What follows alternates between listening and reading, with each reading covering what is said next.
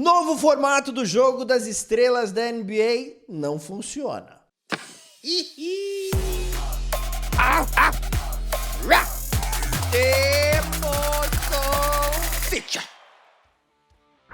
Um abraço aos queridíssimos amigos do canal, deixa seu like, deixa seu comentário e vamos que vamos para mais um vídeo, né? A NFL já foi para o nosso queridíssimo espaço, a temporada da NFL já foi para o espaço, agora a gente vai falar um pouquinho mais de NBA. O período de free agency da NFL também tá chegando agora no mês que vem, mas aconteceu nesse último fim de semana o Jogo das Estrelas e eu queria falar um pouquinho sobre esse novo formato do Jogo das Estrelas da NBA e também falar do Jogo das Estrelas de um modo geral nas 4 ligas norte-americanas. Será que tem futuro o Jogo das Estrelas nessas 4 ligas? Porque tem muita coisa que eu queria falar hoje, ok? Primeiro, que mudaram o formato, então não foi um Jogo das Estrelas, foi um campeonato das estrelas. 4 times com 8 jogadores se enfrentaram em 2 semifinais e uma final. Então teve o time do Shaquille O'Neal, escolhido pelo Shaq, teve o time do Charles Barkley, tinha o time do Kenny Smith e o time da Candace Parker, né? Todos são talentos da TNT. A gente sabe que aquele programa lá Inside the NBA muito legal com o Shaq, com o Chuck, com o Kenny e com o Ernie, né? E tá em seu último ano. Então, muitas homenagens aconteceram, mais do que merecidas, mas talvez poderiam ter escolhido uma hora melhor para fazer essas homenagens, já que fizeram no meio do último jogo aí desse campeonato. Mas enfim, 32 jogadores, 24 All-Stars e 8 jogadores Rising Stars, primeiro e segundo anistas e G-League. Esses foram os 4 times, tá?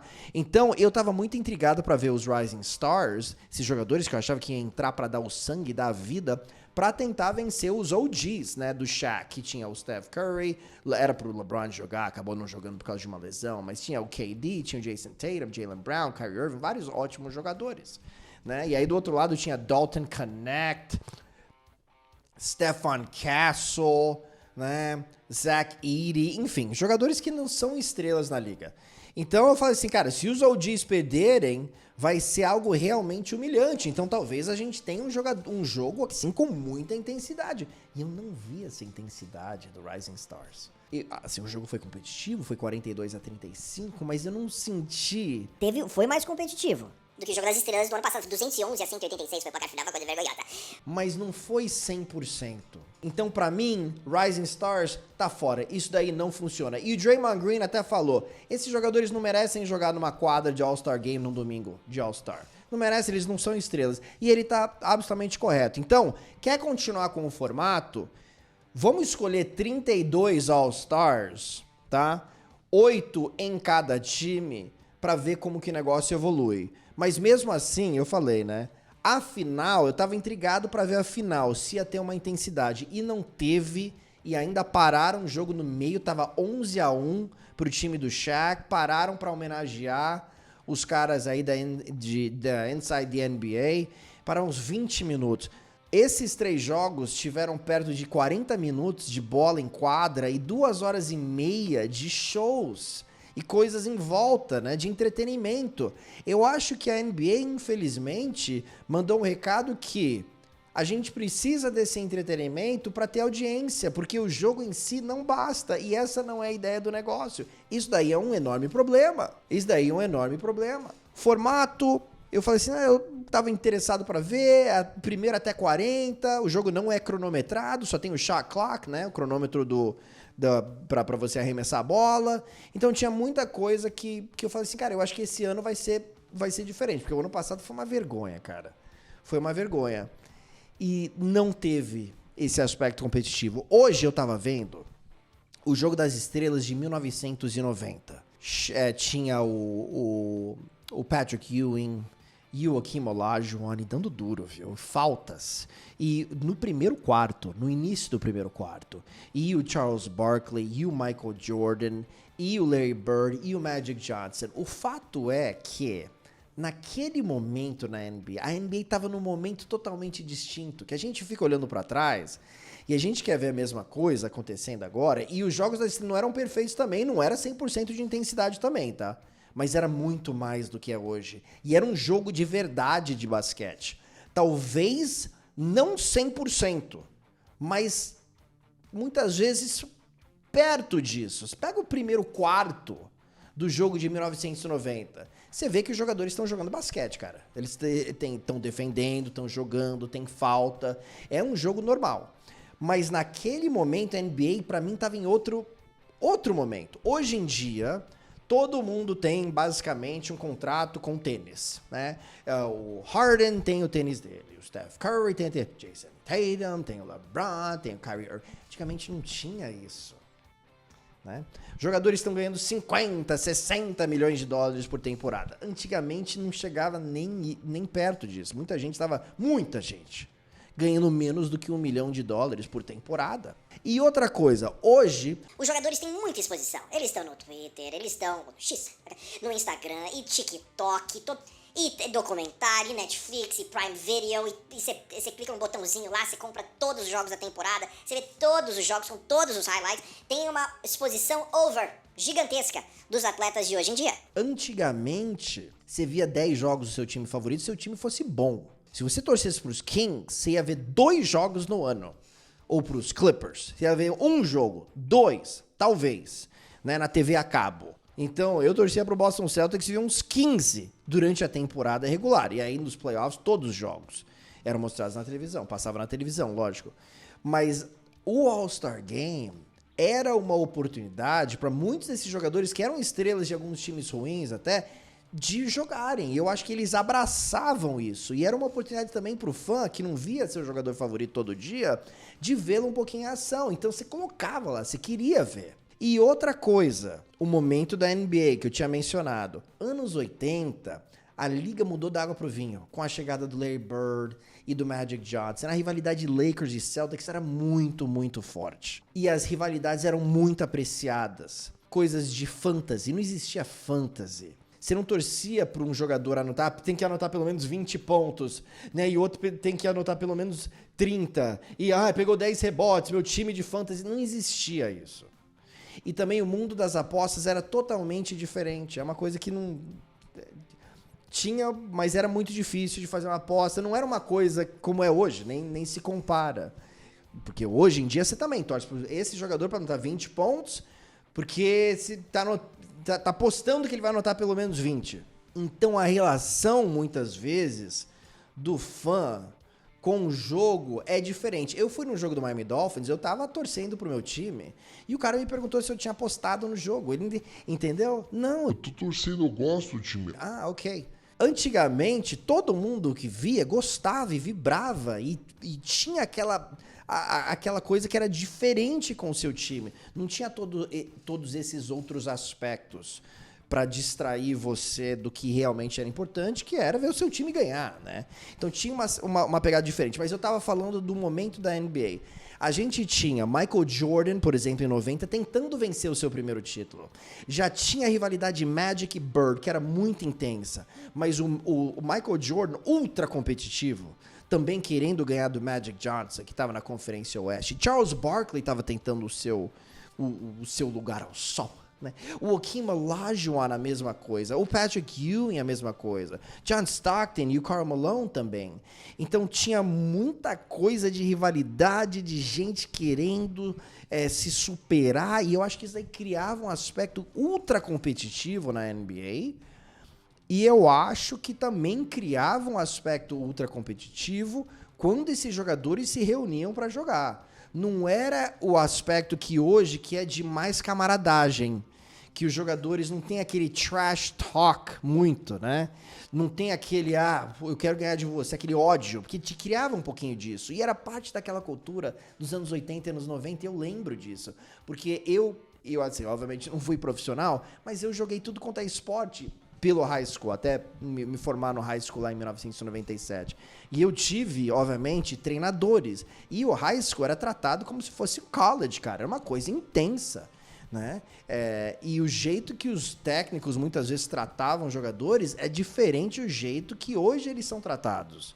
Então eu acho que isso daí criava uma certa casca grossa que fazia parte da cultura do esporte de um modo geral naquela época.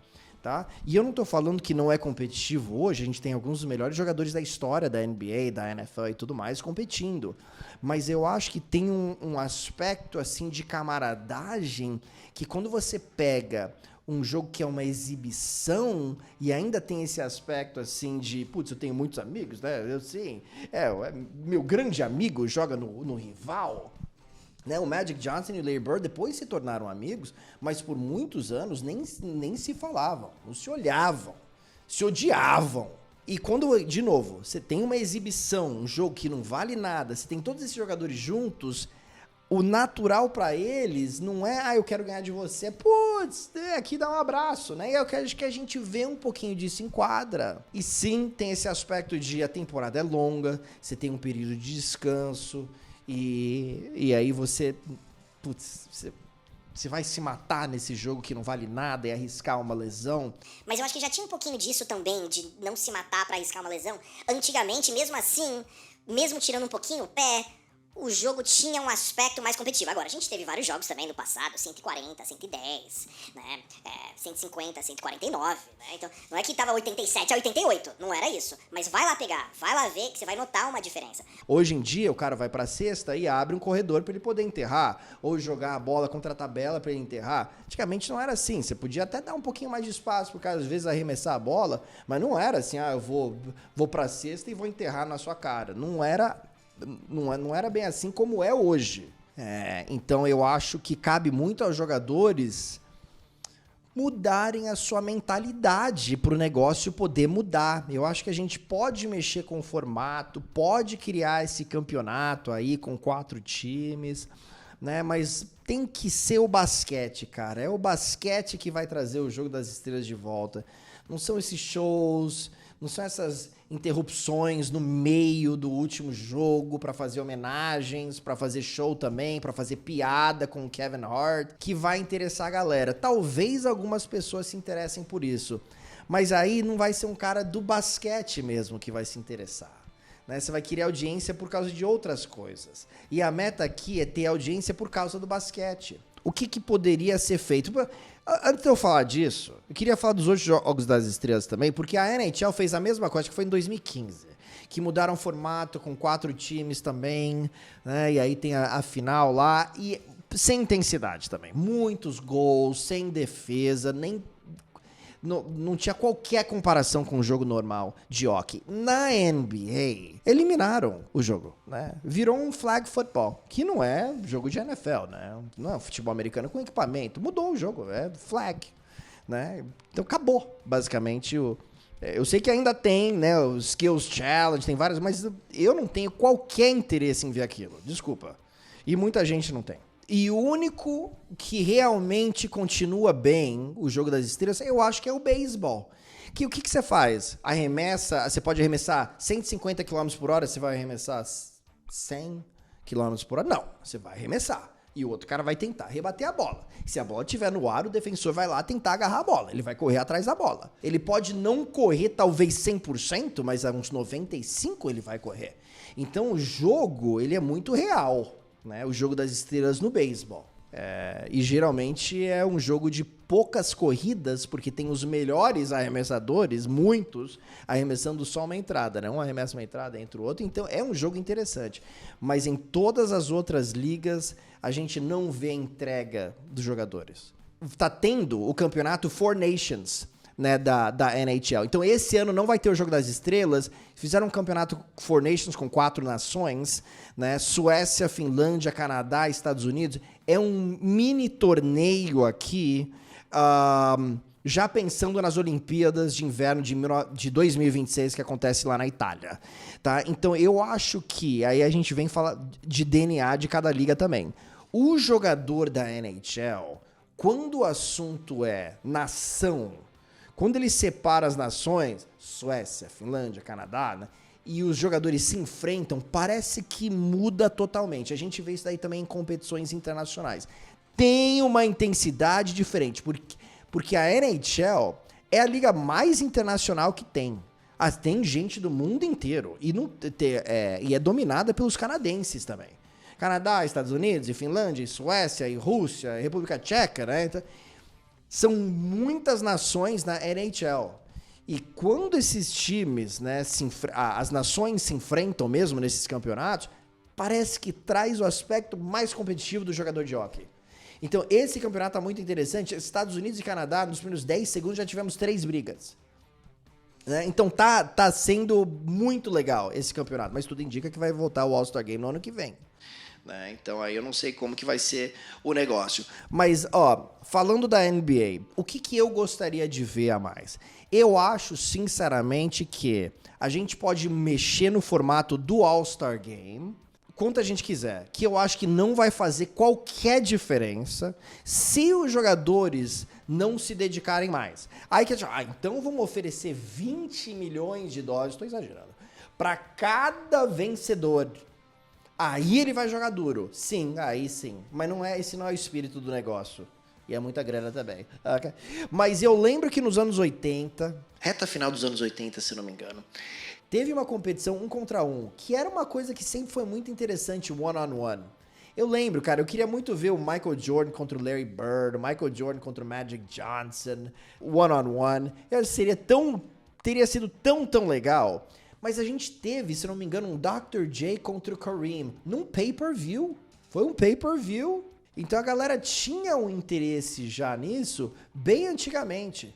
Então, recentemente, alguns jogadores até falaram que teriam interesse nisso, num one-on-one.